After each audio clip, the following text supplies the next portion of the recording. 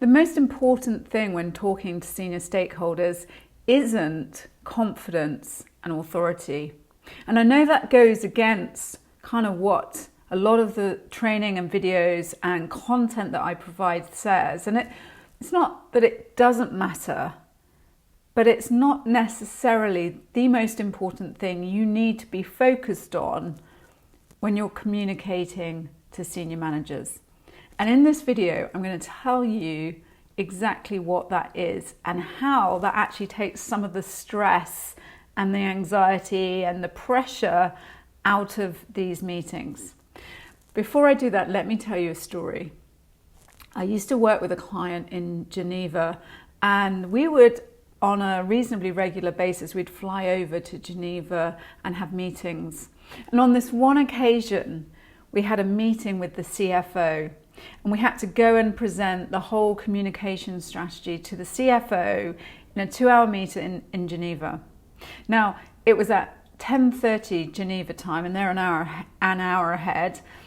I had to get up at 4:30 in the morning to get in a taxi at 5:30 in the morning, to get to Heathrow by 6, to get on a plane by 7, to be in that meeting room in Geneva by 10:30. And we all went to that meeting. There was about, I don't know, sort of maybe 6 of us going, all part members of the team, and I was directing the accounts. And we'd sit in this really long boardroom table. I mean, the table was like miles long, and we sat there and we waited. We kind of looked at our watch, and at like 10:30 we're waiting for the CFO to turn up. 10:35, 10:45. At 11 o'clock his PA comes in and says, "Oh, sorry, he's been held up, he'll be in here very, very soon." So we're sitting there. When you're sitting waiting for someone, and you've got to be like on it, you've got to be communicating well, you've got to be sort of thinking clearly, and there's actually pressure on you to perform. And the longer you have to wait, the more you're like, pressure, pressure, pressure, pressure, pressure. And we sat there and we waited. 11, 11:30, quarter to 12. At 10 to 12, his PA comes in again and says he's going to be in here in the next 20 minutes. He's actually said that he wants to have lunch in here, and we will provide sushi and sandwiches. Is that okay with everyone? We were kind of like, sure. We just wanted to get through our presentation.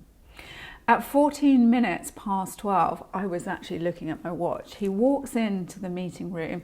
He sits down right at the other end of the table. We're kind of all, cuddled together at one end. He is right down the other end. He's got kind of 2 guys with him. His PA is fussing around him.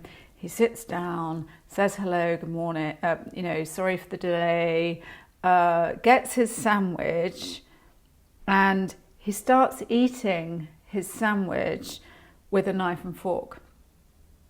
Now, I've never seen anyone eat a sandwich with a knife and fork, but when you're in a presentation, you're in a meeting, and it's really quite hard to eat, present, communicate, focus, and you end up you're hungry and you want to eat, but you can't eat because you're presenting and all that stuff's going on. And I'm watching him at the other end going, he's eating that sandwich with a knife and fork.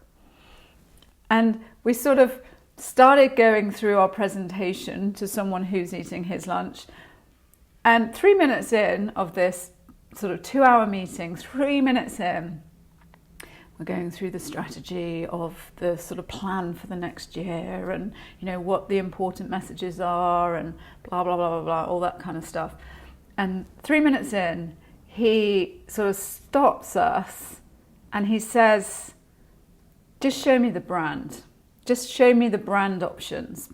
Part of the strategy was to update their brands. And he was like, "Just show me that bit." And we kind of looked at each other and we'd put all this presentation together. It'd taken hours and days of resource to do it. And part of it was the brand. And so we did what he said. We jumped to the bit where the brand was, and we presented these 3 options for the update to the brand. He then made a decision on the one he liked, said, okay, great, I really like the work you're doing, thank you for coming over to Geneva. And he got up and he said he had to go to another meeting. Our 2-hour meeting turned into just nearly 15 minutes, time to eat a sandwich with a knife and fork, and time to make a decision on what the brand option was. And all the other work, all the other presentation that we had come into that meeting with, we didn't get to. Now, we could have been like super annoyed. I have to say I was probably a bit annoyed at the time. I got up 8 hours ago to be in a meeting with the CFO for what turned out to be about 15 minutes. And I was sort of like, ugh.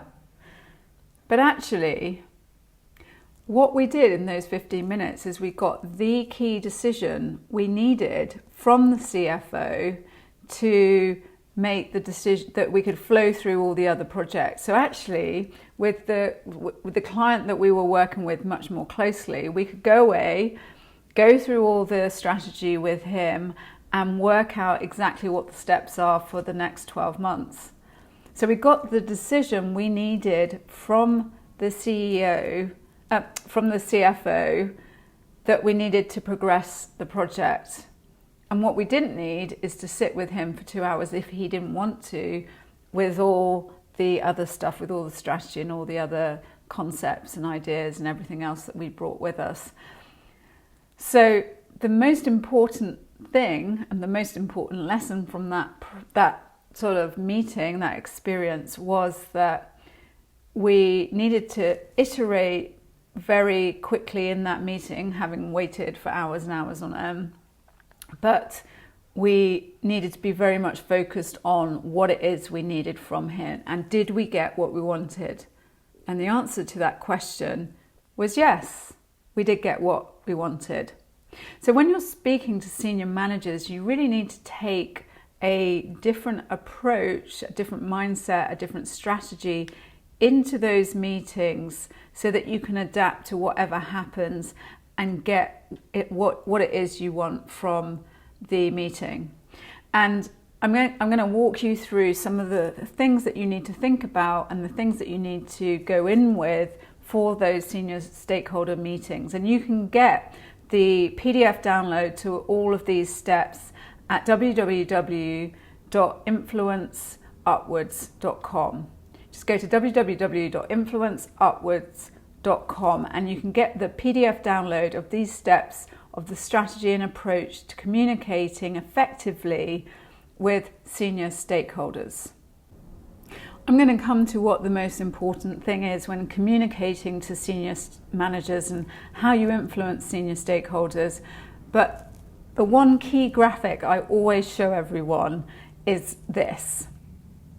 This is, although it's blurred out, represents what lots of senior stakeholder diaries look like. And, you know, we're all busy, but actually if you had access to one of their diaries, you'd realize they are literally back to back to back to back to back to back to back. And your meeting is one meeting in a day of 1,000 meetings with many different work streams, many different people, many different decisions that they have to make. So when they come into that interaction with you, they are coming with a totally different view of the world to you. And you need to adapt how you communicate to where they're coming in as. So tips to communicate effectively in these meetings is be mindful of the time you have in the meeting. Like in my story, although we thought we had 2 hours, we actually ended up only with 15 minutes. And we wanted to make sure we got the outcome that we want. Make sure you make your point, an action and that decision that you want required up front, that what you want from them, so that they can start the meeting with what it is you want them to decide on. And actually what that does is when you are preparing the meeting, preparing the presentation or whatever it is you're presenting, you are really focused around the decision point you need from them. And if you start with that up front, right, Mr. CFO, we need you to decide which direction we need the brand, that we're going to take the brand in so that we can roll it out on all these communication strategies and plans that we're going to do in the next 12 months, then you make sure you get the decision, you make sure you get that 12 months, but you also make sure that they are focused on exactly what you want, and you can go into any detail you want from there. So don't start with background stories, introductions, follow-ups, things like that, because you're just wasting time, and you want to assume that you've only got a very small amount of time, no matter however long the meeting is set. Integrate into what you say your experience and your credibility as much as you can. Demonstrate how competent you are in what you say. So give examples. We worked on this project, we did this project, and build your credibility into that. And be totally willing to jump around in the presentation. Totally skip a whole load of it, jump to the end, jump to the middle, whatever it is that they request, because they're coming in from a totally different perspective from you. There's a decision that they want from the meeting, you want an outcome of the meeting, and they will very quickly assess what they need to know to make that decision. So by telling them up front what you need from them, they're going to be working out exactly how to make that decision for you. And so being willing to jump around at their request is, I think, really, really important to be able to do. And I've been in those meetings where people say, no, we'll get to those questions at the end, or we're going to cover that at the end. And, in some situations that's fine when you've got a certain amount of time. But when you're talking to senior managers whose schedule is just intense, you can't always guarantee you're going to get to the end. So be willing to jump around in the presentation as much as required.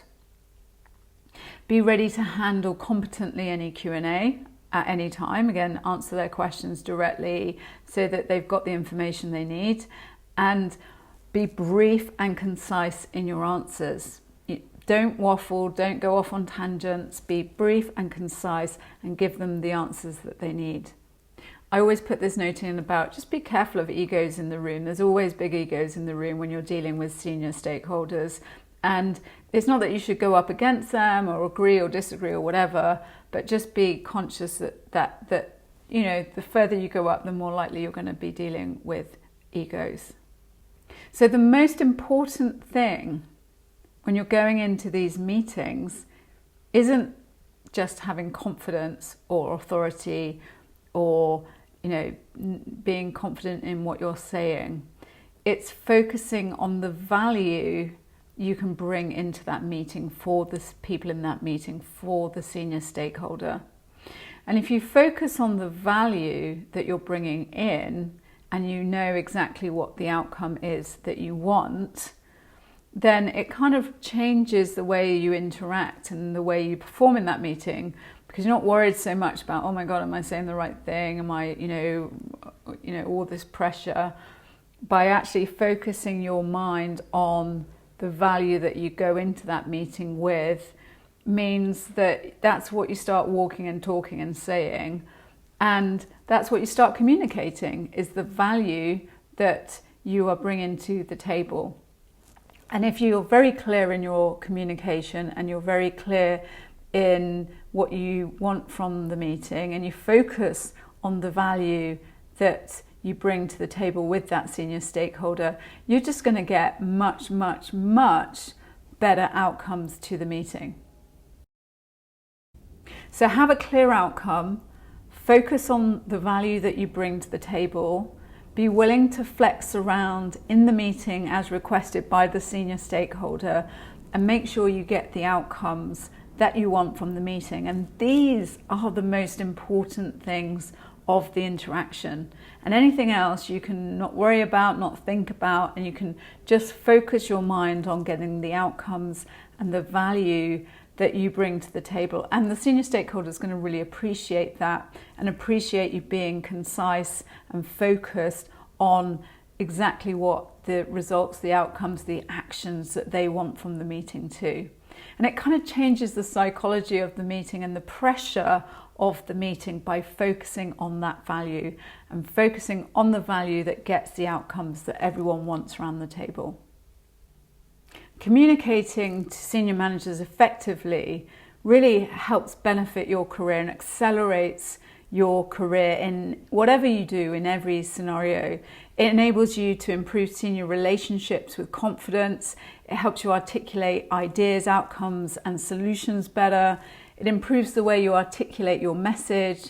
It builds your credibility and your authority and really develops you as a person, develops your skill sets and retention. It empowers you with the tools that you need to communicate upwards, communicate with the senior stakeholders, and it really helps accelerate your career. So it means that it opens all the doors to progress in your career, getting promotions, getting pay rises, getting purpose and recognition in what you're doing. So being able to communicate with senior stakeholders is really effective. And you can get the steps that we've covered in this video if you go to www.influenceupwards.com. And in that download, you'll get the strategies that you need to communicate effectively to senior stakeholders. And when you're talking to senior stakeholders, it is great to have confidence, it's great to have influence. And I would check out some of the videos on the channel about going in with a high performance state, going in with good presentation skills, because they all interlink in how you communicate in these meetings. Going in with value, focusing on the value, focusing on the outcomes of the meetings is key. But you also, go and check out the trainings where it will really help fine-tune how you present stuff, how you communicate, and making sure you go in there with really strong high-performance communication strategies that will mean you will always perform at your best.